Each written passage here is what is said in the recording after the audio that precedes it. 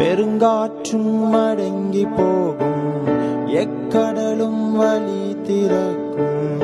உங்க நாமம் உயர்த்தும் போது கண்மலையும் கரைந்து போகும்.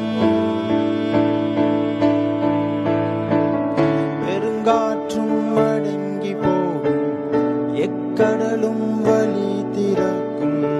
உங்க நாமம் உயர்த்தும் போது கண்மலையும் கரைந்து போகும். இயேசுவே